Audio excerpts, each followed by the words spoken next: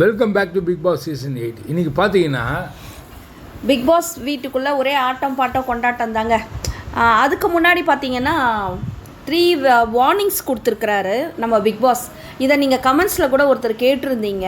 அந்த வார்னிங் கொடுத்தாரு, அது என்னதுங்க அப்படின்ற மாதிரி ரவீந்தர் சாருக்கு 2 தடவை வார்ன் பண்ணியிருக்கிறாங்க. இன்னொன்று வந்து சாச்சனாக்கு ஒரு வார்னிங் வந்துருந்ததுங்க.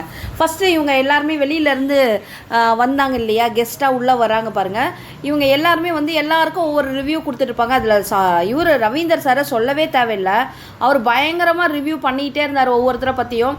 அதில் வந்து அதிகமாக வந்து நம்ம சௌந்தர்யாவை பற்றி அதிகமாக புகழாரம் சூட்டிக்கிட்டே இருந்தாருங்க. ஏன்னா இவர் வெளியில் வந்து முத்துக்குமாருக்கு தான் ரொம்ப பயங்கர சப்போர்ட்டிவ். ஆனால் உள்ளே வந்துட்டு நம்ம சௌந்தர்யாவையும் நல்லா பேசினார்னு வச்சுங்க. நல்ல விஷயங்களாக தான் சொன்னார். நீங்கள் வந்து பிபி குயினோட ஏஞ்சல் அது மாதிரிலாம் சொன்னார், சிண்ட்ரில்லா அது மாதிரிலாம் நல்ல விஷயமா சொல்லிகிட்டே இருந்தார். நிறைய பேருக்கு இவரோட இன்ஃபர்மேட்டிவ்ஸ் வந்து உள்ளே போகுதுன்றதுனால பிக் பாஸ் அந்த இடத்துல சொல்லிட்டார், வெளி உலக தொடர்பான விஷயங்களை வந்து உள்ளே பகிரக்கூடாது அப்படின்னு சொல்லிட்டாருங்க. அப்போ அது ஒரு வார்னிங். இதை தான் நீங்கள் வந்து கமெண்ட்டில் கேட்டிருந்தீங்க. இன்னொரு வார்னிங் என்னென்னா, சாச்சனா வந்து விஷாலோட போய் பேசிகிட்டு இருந்தப்ப ப்ளே பாயின்னு சொல்லி அவரை ஹர்ட் பண்ணப்போ அவர் வந்து சேதொன்னான்னு சொல்லி ரொம்ப அவரை என்ன சொல்கிறது, அந்த மனத்தாங்கலை எங்கேயாவது கொட்டணும் அப்படின்றதுக்காக வடிகால் யாராக அவருக்கு தெரிஞ்சிச்சுன்னா சேதுபதி சார் தான், விஜய் சேதுபதி சார். ஸோ அவரை கூப்பிட்டு அழுதது ஒரு வேளை பிக் பாஸ் கேட்டிருக்கோம் போல இருக்க. உடனே அவர் என்ன சொல்லிட்டாரு, வெளி உலகத்தில் பற்றி பேசுனீங்கன்னா அப்படியே வெளியில் கதவை திறந்து அனுப்பி விட்டுடுவேன் அப்படின்னு சொல்லிட்டு செகண்ட் வார்னிங் கொடுத்தாரு. ஓப்பனாக சாச்சனா வெளியே அனுப்பிச்சிட்டாங்க. ஏன்னா அது உள்ளே இருந்தபோது அவன் வந்து ரொம்ப வந்து எல்லாம் தெரிஞ்ச மாதிரி காமிச்சது. ஆனால் வெளியே போய் பார்த்துட்டு வந்ததில்லை, இவ்வளோ நாள் வெளியே போயிட்டு வந்ததில்லை. அப்பயும் வந்து திருந்தாத ஜென்மங்க அதெல்லாம். வந்து உண்மையிலேயே அதுதான் வந்து அன்ஷிதா சொல்லுவாங்க, இது வந்து ரியல் டெவில்னு. அதுதான் சாச்சனாங்க. இந்த சாச்சனா தான் எல்லாரையுமே ட்விஸ்ட் பண்ணி விட்டுட்டு இருக்கிறா. இப்போ இவரை வந்து விஷாலை வந்து ப்ளே பாயின்னு சொல்லி அடையாளப்படுத்திட்டா. இப்போ அதை வச்சே அவருக்கு ட்ரோல் ஆயிருக்குன்னு வச்சுக்கிங்களேன். அவர் என்ன பண்ணியிருந்தாலும் அதை அவர் வந்து வெளியில் வந்து ஃபேஸ் பண்ண போகிறார். உள்ளே அவர் பண்ண விஷயங்கள் தப்பு தான். அதுக்காக தான் ஓட்டு போடாமல் மக்கள் வந்து லீஸ்ட்டில் வச்சுருக்காங்க.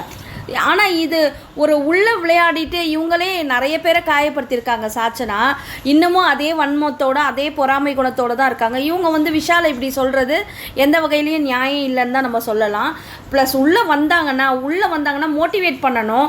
அப்படி இல்லைன்னா அமைதியாக அவங்களோட கேமை அவங்க ப்ளே பண்ணணும். இது இல்லாமல் இன்னொருத்தவங்களை வந்து காயப்படுத்துகிற வேலையாகவே சாச்சனா இருக்கா. இன்னொன்று பார்த்தீங்கன்னா, காலையில் வந்து எல்லாருமே பேசிகிட்டு இருக்கும்போது தீபக்லாம் பேசிகிட்டு இருப்பார். தீபக், முத்துக்குமார், சௌந்தர்யா, ஜாக்லின் எல்லாருமே ஒரு டீம் அப்பா உட்காந்து பேசிகிட்டு இருக்கும்போது சாச்சனா பற்றி தான் அந்த இடத்துலையும் டாக் இருக்குது. ஏன்னா தீபக் எல்லாருக்குமே அட்வைஸே சொல்கிறாரு. அதனால தான்ப்பா எல்லாருக்கும் சொன்னேன், சாச்சனா வந்து கொஞ்சம் அவாய்ட் பண்ணி வைங்க. ஏன்னா அவளுக்கு சொன்னால் நம்மளால் சொல்லி புரிய வைக்க முடியல. அந்த பொண்ணுகிட்ட பேசுறத விட நம்ம பேசாமல் இருக்கிறது தான் பெட்டர். நம்மளோட மரியாதை அந்த இடத்துல கெட்டு போயிடும் அப்படின்றாரு. அது ரொம்ப ரொம்ப 100க்கு 100. ஆமாம், அருணும் அதை தான் சொல்லுவார். ஆமாண்ணா, அதனால தான் அவள் ஒரு மாதிரி பண்ணுறா, பேசுகிறா, அது எனக்கும் பிடிக்கல தான் அப்படின்றத அந்த இடத்துல சொல்கிறார். அதுக்கு தான் தீபக் அந்த அட்வைஸ் சொல்கிறாரு. நானும் ஒன்று சொன்னேன்ப்பா, உடனே அந்த பொண்ணு அதை அப்படியே வேற மாதிரி பேசுகிறா. ஸோ நம்ம மரியாதை நம்ம காப்பாற்றிக்க வேண்டிய இடத்துல இருக்கிறனால அங்கேயே ஒரு ஸ்டாப் பண்ணிவிட்டு நான் நழுவி வந்துட்டேன். நீங்களும் அப்படி தான் இருக்கணும், வேறு என்ன பண்ணுறது, இது பண்ணி நம்ம பேச முடியாது, அவள் எப்படி வேணாலும் மாற்றுவா அப்படின்ற மாதிரி பேசியிருந்தாங்க. அப்போ சாச்சனா பற்றி எல்லாருக்குமே எல்லாமே தெரியுது. சாச்சனா வெளியில் இப்போது நம்மளை பற்றின இன்புட் வந்து இப்போ வந்து இந்த வீடியோவில் தெரியும் போது நம்ம வெளியில் வந்து பார்க்கும்போது என்ன பண்ணுவோம், நம்ம இப்படியெல்லாம் தெரிஞ்சிருக்கோம், ஸோ இதெல்லாம் தப்பு பண்ணியிருக்கோம், இதெல்லாம் மாற்றிக்கணுன்ற அந்த ஒரு பேசிக் நாலேஜ் கூட இல்லாத இந்த சாச்சனா வந்து இது மாதிரி பண்ணியிருக்கிறது ரொம்ப கோவத்தை தான் உண்டு பண்ணுது எல்லாருக்குமே. இந்த வாய்ப்புக்கு 3வது தடவை வாய்ப்பு, அது வந்து விஜய் சேதுபதி சாரால் தான் அவளுக்கு அந்த வாய்ப்பு கிடச்சிதுன்னு அப்பட்டமாகவே தெரியுது. மற்ற யாருக்குமே இப்படியெல்லாம் கிடைக்காதுன்னு வச்சுக்கோங்க. அடுத்தது பார்த்தீங்கன்னா, ரவீந்தர் சார் திரும்பவும் என்ன பண்ணுறாரு, மேனிப்புலேட் பண்ணுறாரு. அவர் வந்து பாருங்களேன், அவரும் என்ன சொல்கிறது, இவ்வளோ பெரிய மனுஷன் ரிவ்யூலாம் பண்ணுறாரு, ஏற்கனவே இவர் ரிவ்யூ பண்ணுறாருன்னு சொல்லி தான் அசிங்கப்படுத்துகிற மாதிரி வெளியில் அனுப்புனாங்க. திரும்பியும் உள்ளே வந்து இவரோட ரிவ்யூ கொடுக்குறாரு. உள்ளே வந்துட்டு அவங்க வந்து ஒரு ஸ்ட்ராங் கண்டஸ்டன்ஸாக இருக்காங்க. அந்த உள்ளே இருக்கிற 8 பேரும் அவங்கள வந்து அவங்களுக்குள்ளே போட்டி இருக்கலாம். வெளியில இருந்து வர்றவங்க உங்களால் முடிஞ்சதுன்னா உள்ளே நீங்கள் பேசக்கூடிய வேலைகளை பேசாமல் போன விஷயங்களை நீங்கள் இப்போ வந்து பேசுறதுக்கு ஒரு சான்ஸ். அதை விட்டுட்டு அந்த இடத்துல போயிட்டு ரயானை போயிட்டு மேனிப்புலேட் பண்ணி நீ வந்து பெட்டி எடுத்துக்கோ, அப்போ வந்து உனக்கு 3 ப்ளே நீ பண்ணுவ. என்ன மாதிரி ப்ளே பண்ணுவ? ஏற்கனவே நீ வைல்ட் கார்டு வந்து ஜெயிச்சிட்ட. அடுத்தது நீ என்ன பண்ணுவ? இந்த நீ வந்து இப்போ பெட்டி எடுத்துகிட்டு போனேன்னா உனக்கு பணமும் கிடச்சிருது. அடுத்தது 3வது பாயிண்ட் என்னென்னா, நீ வந்து பெட்டி எடுத்துகிட்டு வெளியில் போகிறதுனால அந்த ட்விஸ்ட்டு கொடுக்குற, அதாவது 5th 6th இருக்கிறவங்களுக்கு அவங்களுக்குள்ள ஒரு போட்டியை நீ உண்டு பண்ணி வர. நான் என்ன கேட்குறேன், ஏன் அதை வந்து முத்துக்கு மேனிபுலேட் பண்ணுங்க, ஜாக்கிங் பண்ணுங்க, ஏன் பண்ணல? உடனே அதை ரயானே கேட்டுட்டார். நம்மளுக்கே அந்த கோவம் இருந்தது. ரயானே கேட்பாரு, அப்போ நான் எடுத்துகிட்டு போகணும்னு நீங்கள் சொல்கிறீங்க, எடுத்துகிட்டு போனால் அப்போ வந்து வீக்காக இருக்கிற 5thலயோ 6thலயோ இருக்கிறவங்க என்னோட பிளேஸ்க்கு வருவாங்கல்ல அப்படின்னு சொல்லுவார். அதில் எனக்கு உடன்பாடு இல்லைன்னு முகத்தில் அரைஞ்ச மாதிரி சொல்லுவார். ஸோ இதையே தான் வந்து இவர் வந்து தீபக்கிட்டே பேசுவார். தீபக்கும் என்ன பண்ணுவார், முகத்தில் அடித்த மாதிரி பேசுவார். ஸோ இப்படி தான் இவரோட கேம் பிளே நல்லாவே இல்லைங்க, அக்லியாக இருக்குன்னு தான் நம்ம சொல்லணும்.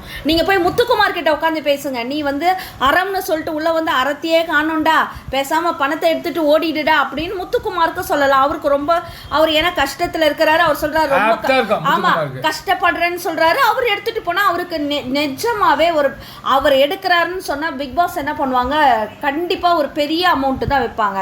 நீங்க அவருக்கு சொல்லி இருந்திருக்கலாம், முத்துக்குமார் நீ எடுத்துட்டு போயிடுறா அப்படின்னு. அவர்கிட்ட இவர் சொல்லலை, மற்றவங்க கிட்ட எல்லாம் வந்து மேனிப்புலேட் பண்ணி எல்லாத்தையுமே பண்றாரு. இதுல வந்து ரொம்ப அப்செட் ஆனவங்க யாருன்னா சௌந்தர்யா தான்.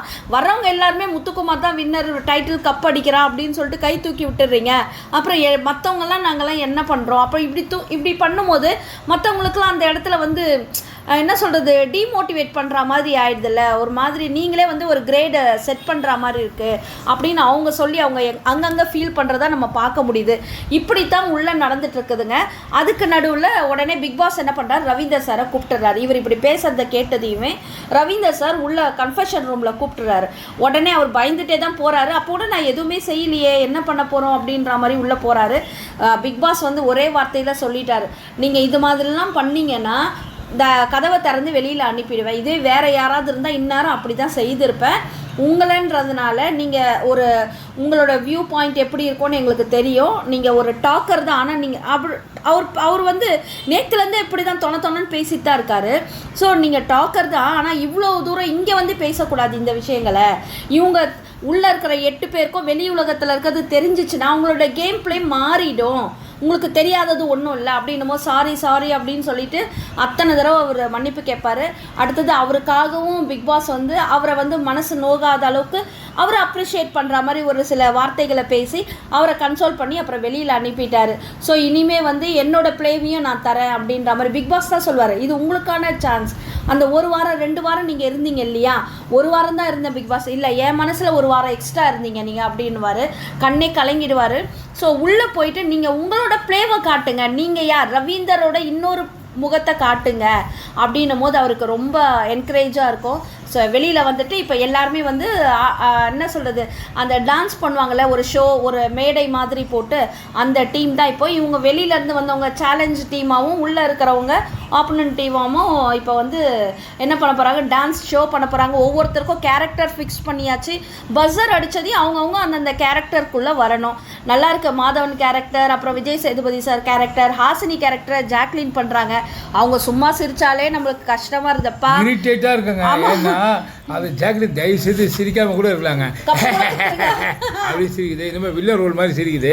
அடுத்தது பார்த்தீங்கன்னா தீபக் வந்து நல்லா நம்மளுடைய யார் சூப்பர் ஸ்டாரு படையப்பா, அதெல்லாம் கரெக்டாக ஆப்டாக இருக்குது. ஏன்னா போன சீசனில் பார்த்தீங்கன்னா தினேஷ் பண்ணியிருப்பாரு. அப்புறம் வந்து இவங்க வந்து விசித்ரா வந்து ரம்யா கிருஷ்ணன் ரோலில் பண்ணியிருப்பாங்க. இதில் பார்த்தீங்கன்னா சாட்சினா பண்ணுறாங்க ரம்யா கிருஷ்ணன் ரோலை படையப்பாக்கு. பாப்பா எப்படி என்ன இருந்தது. ஆனால் வந்து எல்லாமே வந்து ஏதோ அப்படி தான் போகுது. அவ்வளோ கலவரத்தில் ஒரு நிலவரம் என்னன்றதை உங்களுக்கு அப்டேட் பண்ணுறேன். இந்த வீடியோ உங்களுக்கு கண்டிப்பாக பிடிச்சிருக்குன்னு நினைக்கிறேன். பிடிச்சிருந்தால் லைக் பண்ணுங்கள், கமெண்ட் பண்ணுங்கள், ஷேர் பண்ணுங்கள், சப்ஸ்கிரைப் பண்ணுங்கள். தேங்க்யூ.